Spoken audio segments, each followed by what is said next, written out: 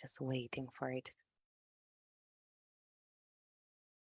Okay, great. So I want to welcome you, David. Welcome and thank you so much for taking the time to have this conversation with me. And for those of you watching, David and I are here to talk about the Coaching Body program, which is a Mm-hmm. program to become a certified coach and leadership training. And I am Viera. I am the co-creator and co-leader of the program. And David is one of our coaches in the current program. So welcome, David. And Thank you, I would Vera. love for you to introduce yourself. Definitely. Thank you, Vera. So, as you mentioned, I'm David Hutchful.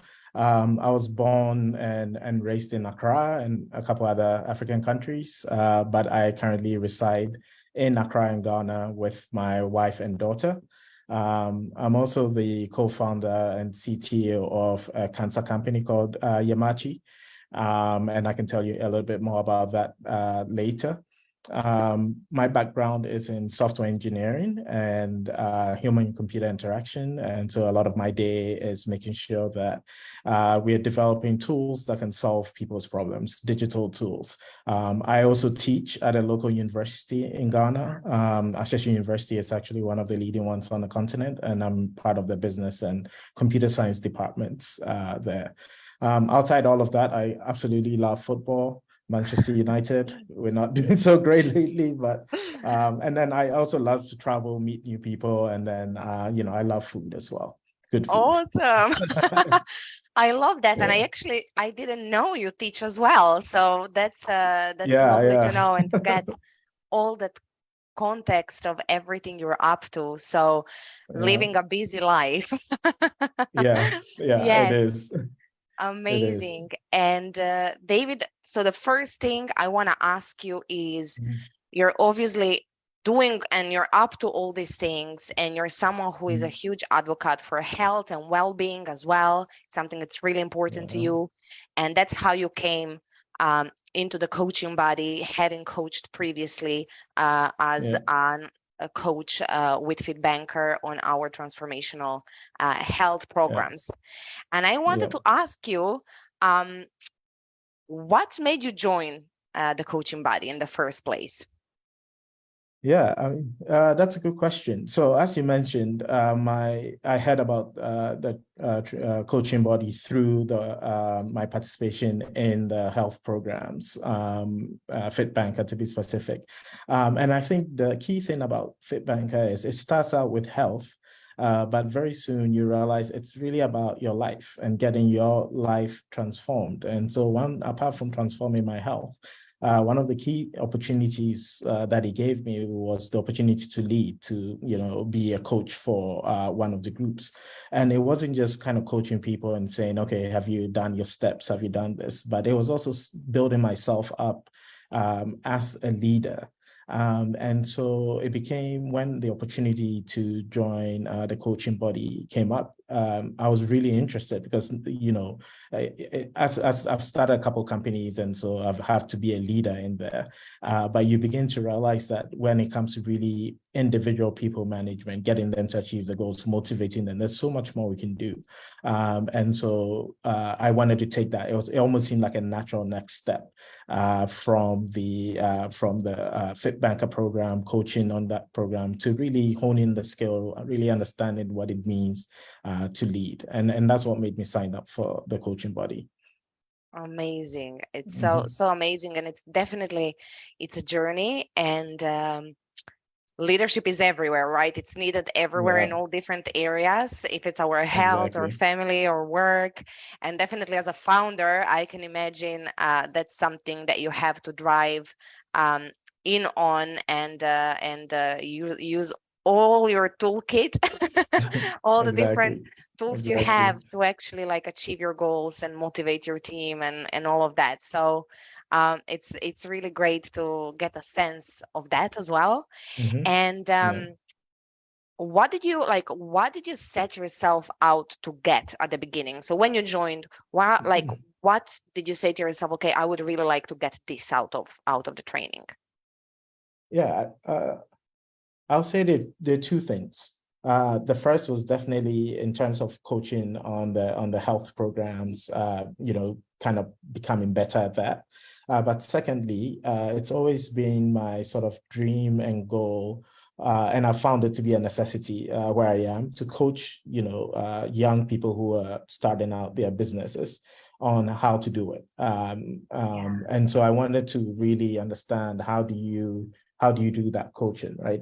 Within the TCB, we call that, so we see ourselves as performance coaches. And I Yeah. like that because it's not really about, it's really about the person and helping them improve their performance in whatever they're doing, right? Being able to apply. And then for me, that's what I wanted to get out of it. How can I really help these young startup founders perform better, and be able to kind of achieve the goals? And for me, the ultimate goal is as you probably know, one of the biggest problems that Africa is probably going to face very soon is that we have a very young population and very few jobs. And the big kind of companies, government, and all of that exists now cannot assimilate all the youth. And so we need to get a lot of good entrepreneurs who are succeeding and building big enough companies to be able to hire all these people. So, but to do that, you need to build a successful business. And so that's why I joined. The second reason I joined this was to really understand how I can make sure I can contribute to making these guys succeed, both from my experiences and then from what they have to bring and offer, so that we can, be in a position in a couple of years where unemployment isn't as big an issue as it looks like it's going to be. I mean, this is amazing, and thank you so much for sharing that context, David. And I think like the things I'm hearing is like really being of service to people and to your country at the end of the day, right? And like really create a future that works for people where everyone can find can be successful, and I guess also like be fulfilled in their careers and whatever they take up. So that's really inspiring, and a very ambitious vision as well, which is very inspiring as well. So One step at a time. yes, but I really appreciate you sharing that, and I really love the message and what you're standing for, especially for young people. So really great. Now I guess like you kind of touched upon it as you were sharing, because I think that, we are obviously training you to be a coach, but we're also training you to be a leader. And I think with that come a lot of skills that are actually very transferable in other areas of life. And as you just mentioned, like in your work or your mentoring or, whatever vision you have, right? It really comes in handy to have these tools. So I wanted to ask you, where are you seeing yourself applying the training and the learnings from the course in your life? It can be in the workplace, it can be in your personal life. I would like to hear if you can give us a few examples of that.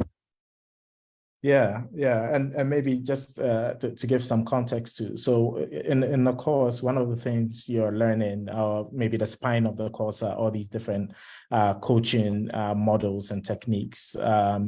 But a key sort of theme that runs through all of that is being what's called sort of bridging the gap, right? So there's a gap, and you want to be the bridge, or you want to help whoever it is you're talking to, or assist whoever you're talking to sort of bridge that gap. And so for me, for example, at home, I'm a kind of guy who's very, just based on training and who I am, very solutions oriented, right? And so when my wife comes to me or my daughter comes to me and they're talking about a problem they have, I'm waiting for them to finish for me to kind of spout the solution I have ready, right? And one of the key things that we learn about is active listening, right? So at home, we've been trying to hire somebody to help out in the house because balancing work and home duties is difficult. And for me, it seems like a very straightforward, let's find a good candidate, let's interview them, let's bring them in, let's see what happens, right? And for my wife, I could tell it seemed like a more involved process for her. But it wasn't until I sat down with her and she was kind of going back, kind of going through what her thought process was. And kind of relying back on the training that we had, I realized, okay, no, I have to stop. I have to listen. I have to see what's going on with her to really understand where is the sticking point for her, right? Yeah. And so two things were happening at that point. It was me trying to actively listen to her and understand what's going on there, but also for me to, after she was done, to be able to bring her or point her to where she was having a sticky issue, and then for us to discuss together how we could resolve it in terms of the nature and the type of person that we wanted to bring in and all of that. And it took, it was really interesting because for me, like I said, it's called the agency, find somebody, bring them in. But she wanted to be very particular about the type of person we brought in and the type of help that she wanted to get.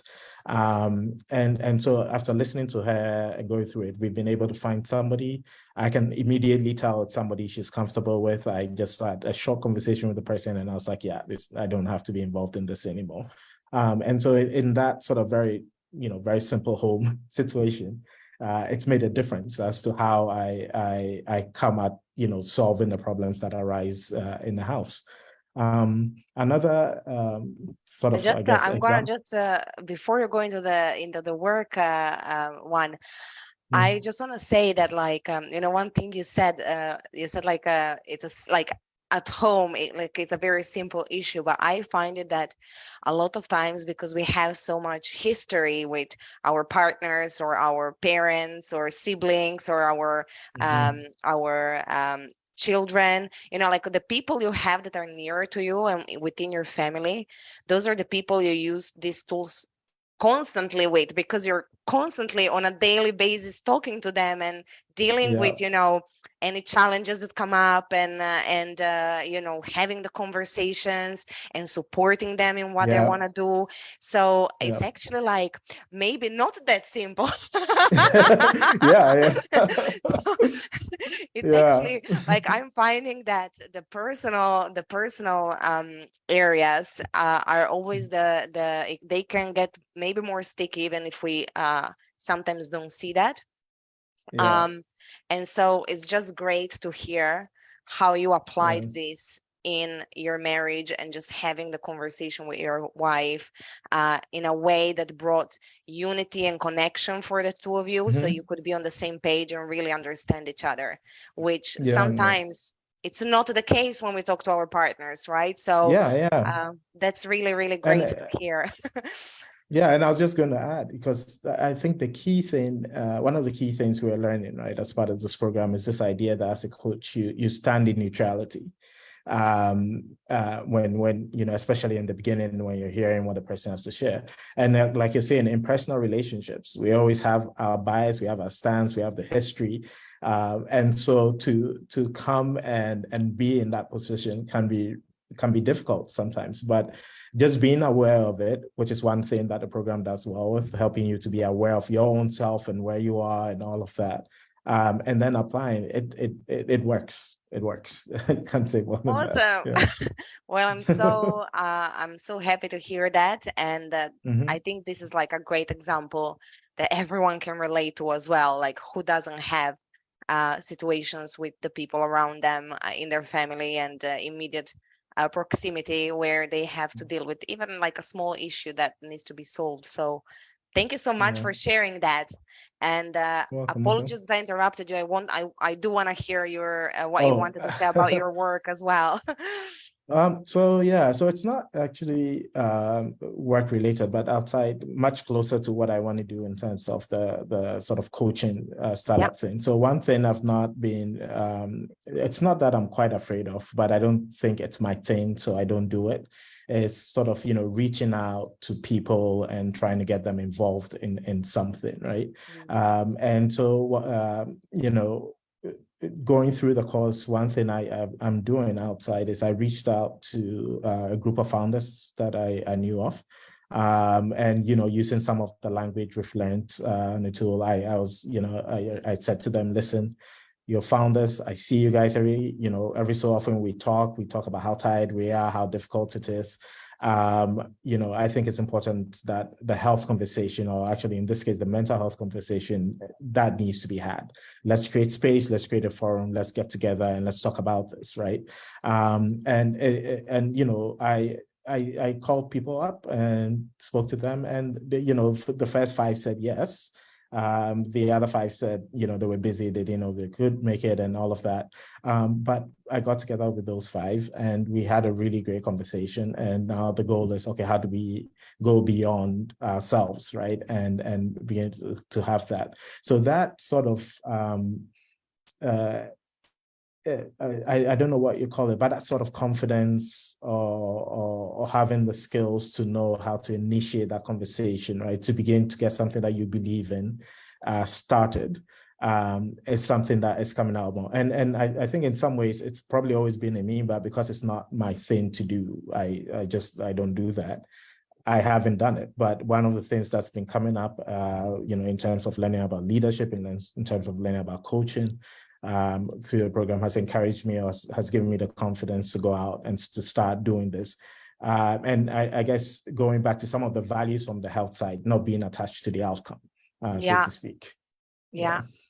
Yes, and I think, well, first of all, it's again like just very inspiring to hear what you're up to and how you're supporting and creating a space, right? Creating Mhm. other leaders, because now you not only created this group, but you also caused leadership in them to think who else can they contribute to. So Yeah, that's like also just a really important part of leadership, right? Which is yeah, amazing to see you're doing that. But also what I'm hearing is just taking action, right? So just being yeah, proactive and yeah. not, as you said, not being attached to a result. 5 people say yes, 5 people couldn't do it, and you're still like, Mhm. you keep moving, you keep swimming, you keep going for Yeah, it, and yeah, building that vision that you have. So I think it's yeah. also like, what I'm hearing is really being in action. Yeah, Yeah. yeah. And it's interesting how obviously I've started 2, 3 companies now, and to get a company anywhere, you have to be action oriented. So in that space, I'm action oriented, but in these other areas, it doesn't happen. And so it's, in reflection, it's like you can be a leader in one space, but not in another. And then I think part of the benefit of this program is learning that in all spaces, right, you've got to show up as a leader. Yeah. And that's kind of the window that's opening in my mind. That's kind of what I'm seeing, and kind of building myself to be in all the different spheres of influence that I'm involved in. Amazing, amazing, Mhm. David. It's truly inspiring, Yeah. and I can't wait to see what you go on and cause. Like I Yeah. want to join. Like I'm gonna come to Ghana to join You one should of these come. You should come. meetings. Yeah, yeah, yeah. We Oh, we have to actually schedule the next one. yeah, Everybody's got trips planned, but like you said, it's figuring out just doing it. So figuring out the best way to get it yeah, done. Yeah, amazing. yeah, And yeah. to kind of, I guess, bring you to our last question, what I would love to know is, and you kind of already shared a bit with us, and with Mhm. me, but it's like, like what's next, and how do you plan? Because we're obviously coming towards the end of your cohort of people, Mhm. and so Yeah. we're like 3/4 through the program, and I would like to know, like, what's next? How do you plan to use the training in the future? Apart from, as you said, building this community of Mhm. startup founders.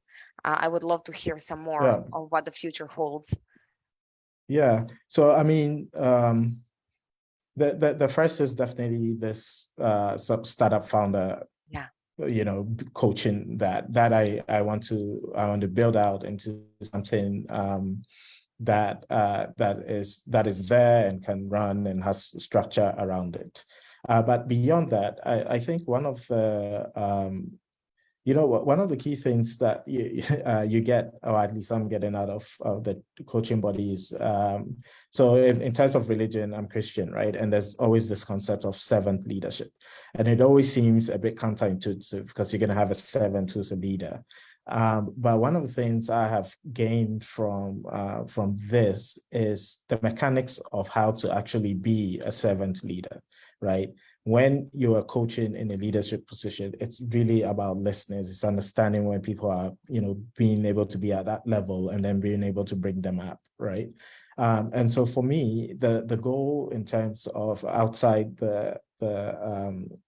helping other founders is really to try and be a better servant leader in all the different areas of my life that I have. And like you're saying, only not have it be me doing that, but also to be able to pull other people into it. Because at the end of the day, you get a critical mass of servant leaders, that's when change really begins to happen. I'm not sure how the second latter part is going to pan out yet, but that's the other thing you get used to, right? Not Yes. being tied to how things will happen. The first, I have some ideas, and I'll definitely be working on that. But that's where I see myself going, with what I'm getting out of here. And I guess the other key thing, which I never really think much about, is that we can go for certification with this, and to some degree, it's not that you're offering something out of the blue or out of just like life experiences. All of that is important. But being able to have that certification allows, at least in the part of the world that I'm in, where people like want to make sure that you know what you're talking about, Yes. it adds that level of credibility. Yes. And so, part of what I'll be thinking about is, do I go forward and get that full certification beyond the basic one we get, and then be able to leverage that to really pull more people into this. Yeah. Yes. And so, just for context for anyone watching, you Mhm. as a part of the coaching body, you get certified as a performance coach, so you get your diploma, Mhm. and then you're also able Mhm. to be accredited with the Association for Coaching, who Yeah. is the accrediting body we work with. So you can have like a double certification basically. And Yeah. David, very inspiring. I'm really looking forward to, witnessing your journey. And it's, Mhm.